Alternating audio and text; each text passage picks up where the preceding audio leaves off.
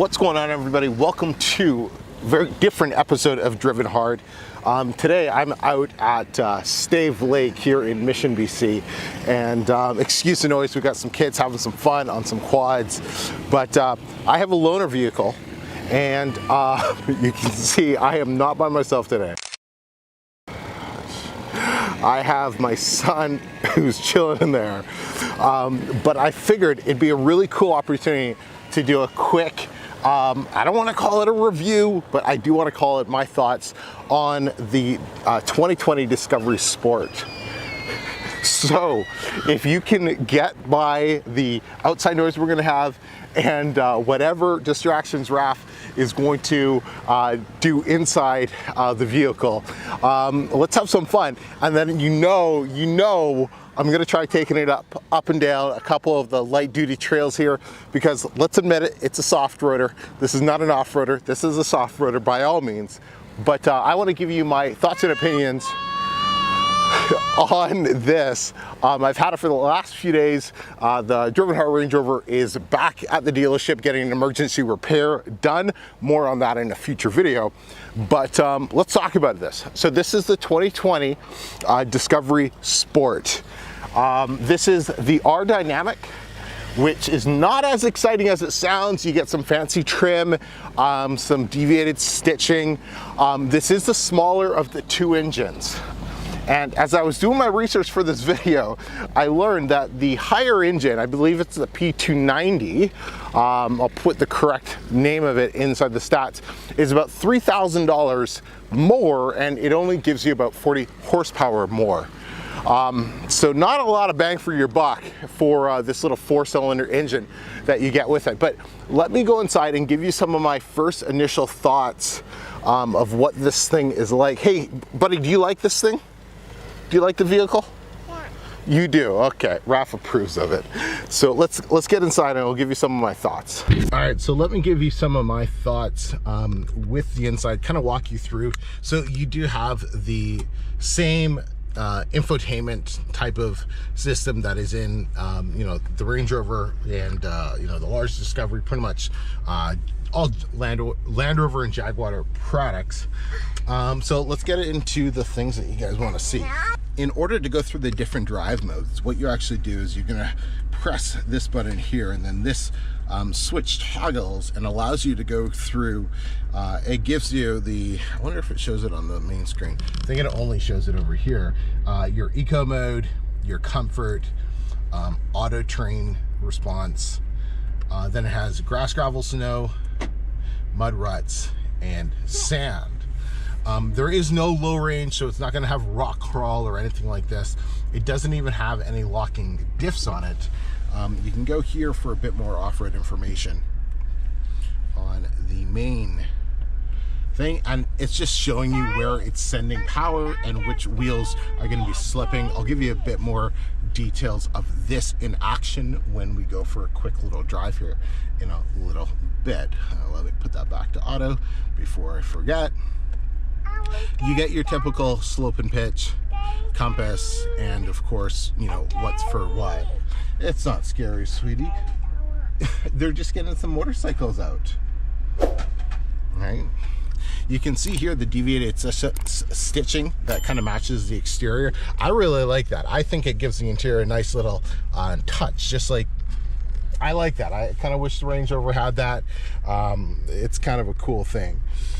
In terms of the rest of the entertainment system or infotainment system, it's the exact same, like I said, that's pretty much across the board for the JLR products. So I'm not going to bother wasting your time going through all of this because it's really not exciting and it's kind of boring. This is only equipped with one basic backup camera, and what I've noticed is the backup camera on this, same with the Jaguar, the resolution on them just seems absolutely horrible. So maybe if you don't equip your the backup, or if you don't equip or buy the camera options, you get basic low resolution cameras. But yeah, no, it's absolutely horrible, especially pulling into the garage. It just does not give you a very good view when you're backing up at all. Okay, another thing I want to point out is this bloody thing right here. It has the clear sight rear view mirror. So right now it's pointing at the sky because the tailgate is up. We can fix that, can't we? There we go. Look at that. Now, personally, I think it's a gimmick. I guess it makes sense, but I think you have a ton. If I cut it out of the way, you can see outside the back just fine. I don't think there's any need to have an actual camera on there. I personally think it's a gimmicky thing. Yeah, Raph agrees.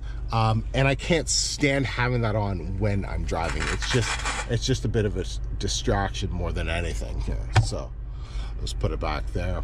It does have nice big moonroof. No, it does not open, but man, does it make the cabin seem a lot larger than it actually is for such a small vehicle. I've really come to appreciate that. Another little storage cool thing here is we open this up, this entire thing actually pops right off. So you can have a boatload of front storage right there. And there's even a cover. If you don't want cup holders here and you just want a cover, you can do that as well. So lots of storage. It's kind of cool. Wireless charger. It's pretty slow, but it is what it is. What else is there?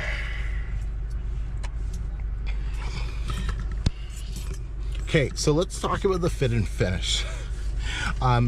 There is being a rattle or a vibration of something from the dash. I can't figure out what it is, but I got a video of it and I'll slice it in here. And the rattle is just the most annoying thing in the world. This thing only has 8,000 kilometers, and it's just maybe that's just what it takes, you know. But it's just you guys tell me how annoying this rattle is.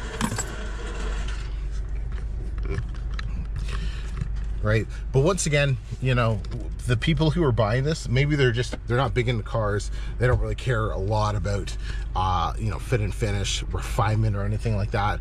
Even though they are buying a Land Rover product, they do buy some of that name. But this is not by any means an actual quote-unquote Land Rover. This is not one of the ones that they build their brand around. This vehicle is something that simply helps, you know, pad their bottom line to turn a profit when they start selling these type of low-end entry-level products like the Discover Sport, like the Evoque, you know, like those, I want to say quote-unquote cheaper products. This thing fully loaded is still $60,000. That's Canadian. But 60 grand Canadian can get you into a pretty nicely equipped Jeep Grand Cherokee, where the fit and finish is going to be light years above this basic plastic stuff. You're going to have a full low range gearbox, and you're going to have a longer wheelbase, which is going to give you a much nicer ride, because this thing, just going up and down these Forest Service roads, is not comfortable at all.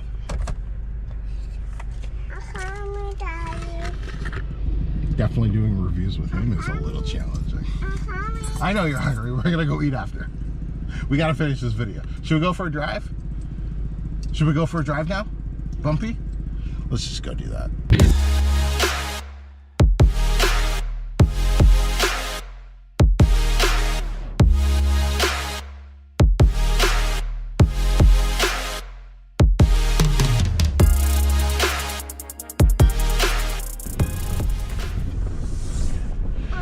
In this little test,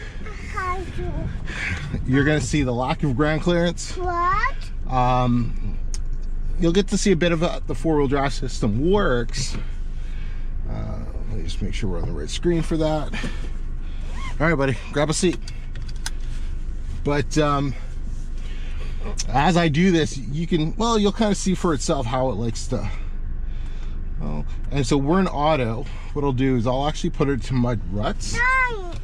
And yeah, let's just go for it. All right. So we get some slippage. Yeah, Daddy just needs to concentrate for 1 second, buddy. I think we got a wheel in the air, right? I can feel it. We're rocking. Right? Now the front end is probably gonna brush. Yeah, you don't need your seatbelt. We're not going fast. Yeah, I'm going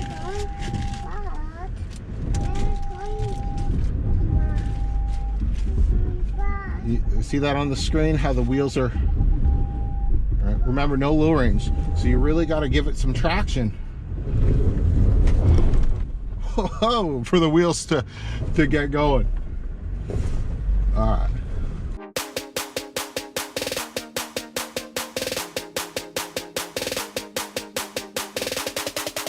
So as we go through this little thing, having a low range would really help with the throttle control. I've done this multiple times in the Range Rover, and it's just so much easier when you're in low range. This is smaller, so I don't hit as many as the branches.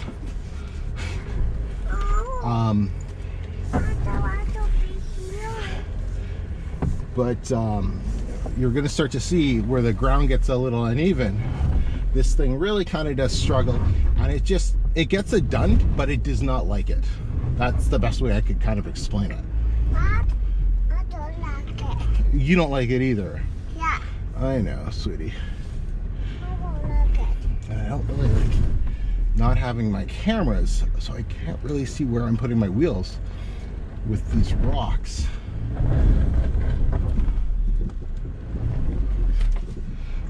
Which is always kind of a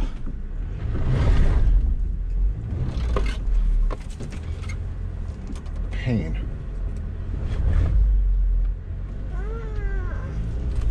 But she does it I like it. as graciously as it could be done. Nope. But she does get it done.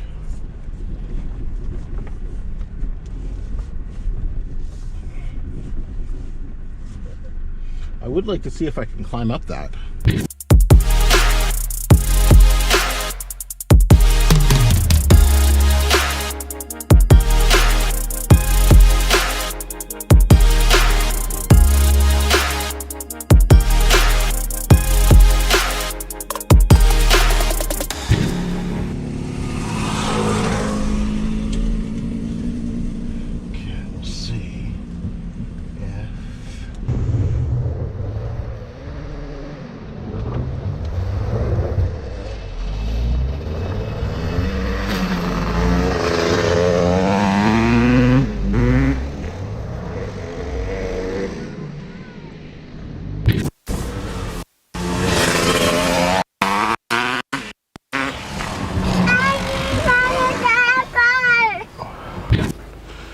Okay, that was a little impressive. I did not think it was going to actually get up that on these pretty much street tires.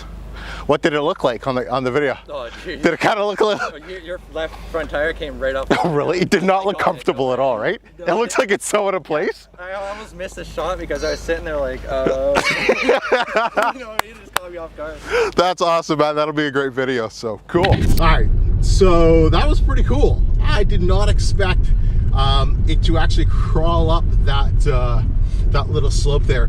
I do wish it wasn't a Sunday afternoon and the weather was not so nice, because then this place wouldn't be so busy. And there are a few more trails, or obstacles rather, that I would like to try to kind of test this thing on, because that actually really impressed me back then. So hopefully the video, I haven't seen the video yet, but hopefully it kind of shows just what this thing is capable of. So, you know, my kind of last few thoughts on this thing is this. It's capable off-road. It's gonna get whoever buys this type of car, it's like useless as a car, useless as an SUV. These crossovers, I can't stand them. But the people who buy them, they're never gonna get themselves in a situation that they cannot get out of because of the sophistication of the all-wheel drive, four-wheel drive system. No, it's an all-wheel drive system, because you can't really, yeah, let's just leave it at that. Of the traction controls and all of that, it's going to be completely fine for pretty much 99.9% of the people who do get these. The people who do buy them because they want an off-roader, are they going to be a little disappointed? Probably not, because people who want an off-roader and they buy this are not people who understand what off-roading is. So they're going to be just fine jumping the occasional curb, going around you know, city snow and stuff like that. Taking it out to a place like this, where, you know, the Jeepers and the mud boggers and everyone comes, and the idiots with Range Rovers come, you know, this thing will quickly become overwhelmed with everything that you can put it through its paces here. But, you know, all in all, this is definitely not my cup of tea, but it does impress me. This thing does impress me when you do get it off-road. It's smart, it's intelligent enough to throw around power to get it through what it shouldn't really be able to get through. I don't like reviewing cars, but I would love to take a Toyota RAV4 up that, the TRD one, or whatever else this thing competes with, and just see, could it get through something like that?